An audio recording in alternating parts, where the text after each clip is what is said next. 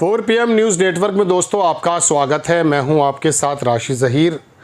एक मर्तबा रशिया से मैं एक साथी के साथ इंडिया वापस आ रहा था। वापसी में कुछ वक्त के लिए दुबई रुकना हुआ। दुबई की एयरलाइंस चेंज हो गई, यूएई एयरलाइंस थी, एमिरेट्स। उसमें हम बैठ गए, मेरे एक साथी और साथ थे दिल्ली से। थके हुए थे तो नींद आ गई। थोड़ी देर में हंगामा सा हुआ, मेरी आँख खुली। बराबर में मैंने अपने साथी से पूछा क्या हुआ। कह रहे वही टंटा हुआ है जो होता है भारत में। मैंने कहा क्या हुआ।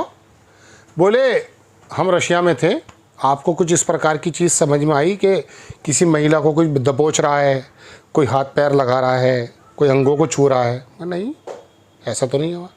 कह रहा अब जब हम चले हैं यहाँ दुबई से तो ज़्यादातर भारतीय लोग हैं। पीछे एक व्यक्ति एक महिला के बराबर में बैठा हुआ, नीचे पैर रखे थे तो पैर से पैर मिला रहा था। उस महिला ने हंगामा कर दिया और शोर मच गया।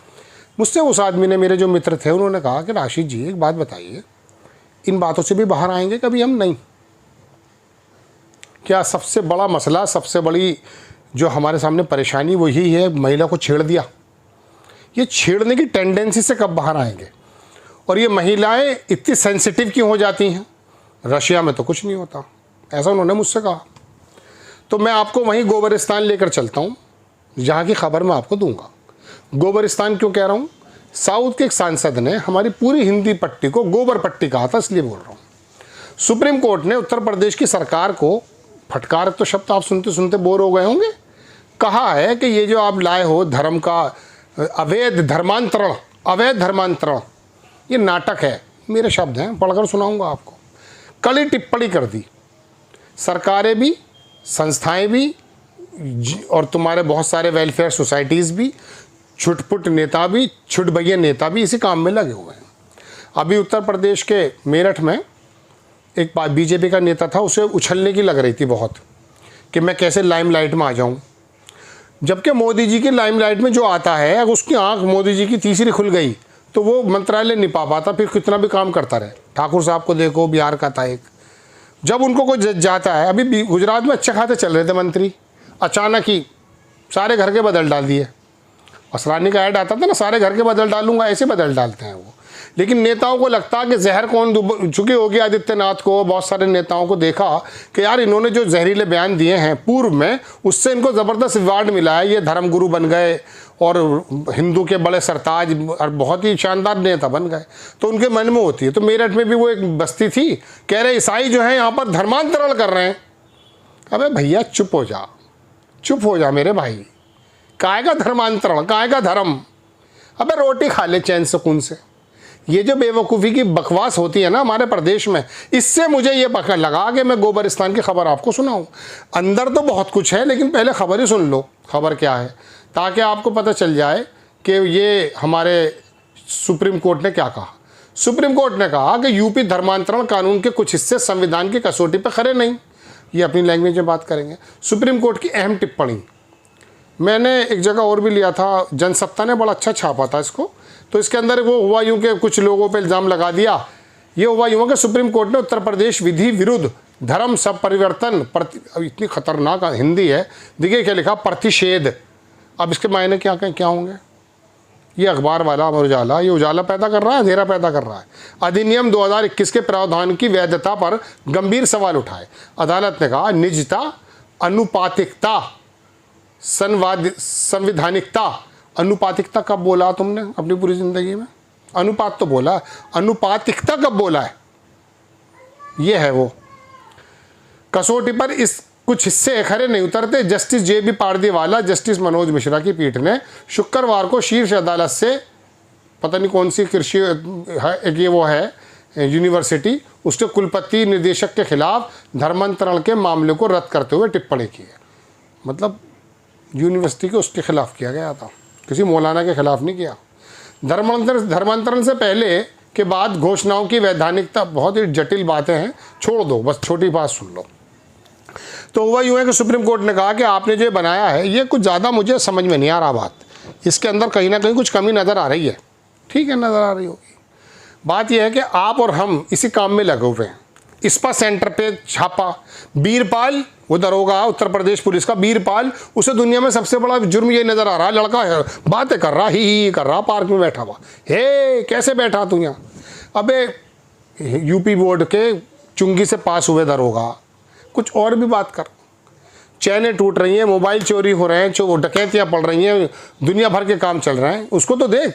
रात को शराबें पी के लड़के जा रहे हैं, जिस शराब को कहते हो निषेध है, वो शराबों की दुकानों पे गुलजार है, किसी शराब के ठेके पे छापा पड़ता हुआ देखा पुलिस का। शाम को बोतल लेते हुए नजर आएंगे, फिर शराबियों को पकड़ेंगे, उसके मुंह में डाल रहा है दरोगा, इसने कितनी पी रखी है, दुकान बंद कर दे, दुकान बंद कर दे बाबू।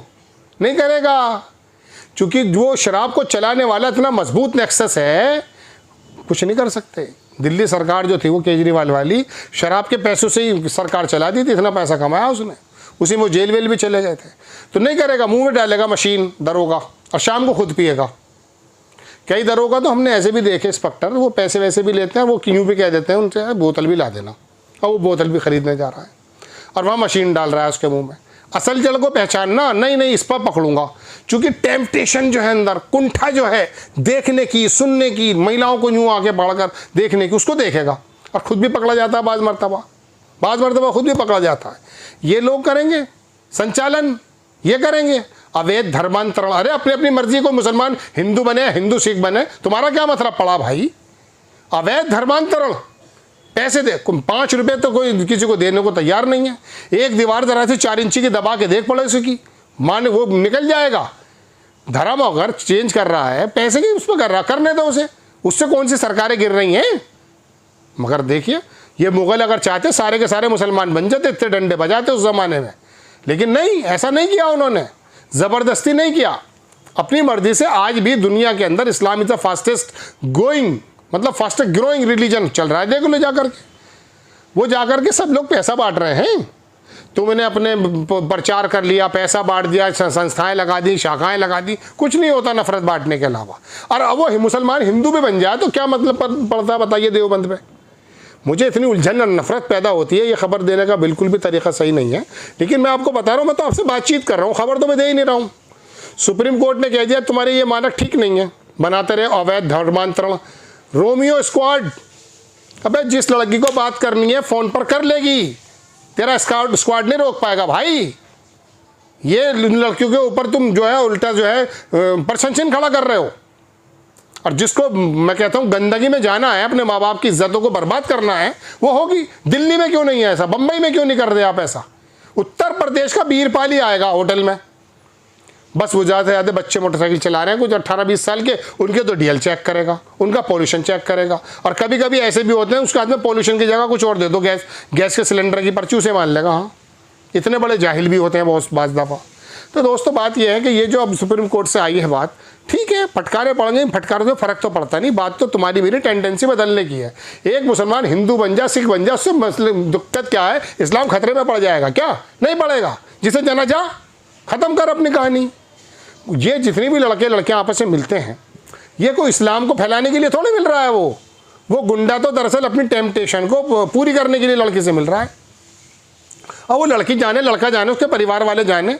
धर्मांतरण, ये बकवास की बात है। कोई सुनेगा तो कहेंगे ये 20वीं 21वीं सदी के लोग हैं। जय हिंद।